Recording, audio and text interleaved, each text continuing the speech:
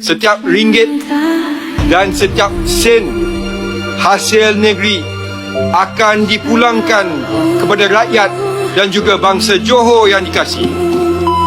Setiap inisiatif yang akan dilaksanakan untuk menjamin kebajikan dan kesejahteraan bangsa Johor.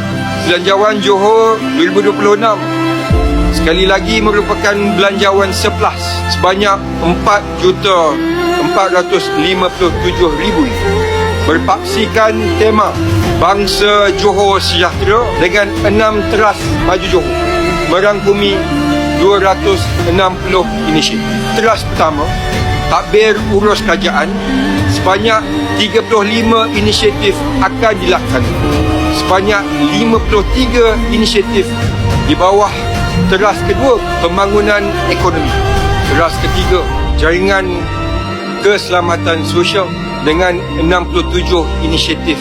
Kemudahan dan keperluan asas. Teras keempat, ada 29 inisiatif. Teras kelima, keselamatan, kebersihan dan kelestarian alam sekitar dengan 21 inisiatif.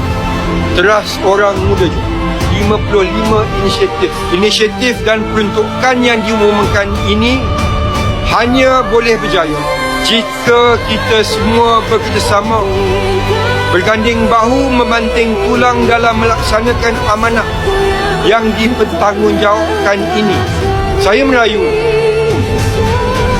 merayu dan memohon sokongan serta bantuan daripada semua pihak, terutamanya mereka yang berada di dalam Dewan Yang Mulia.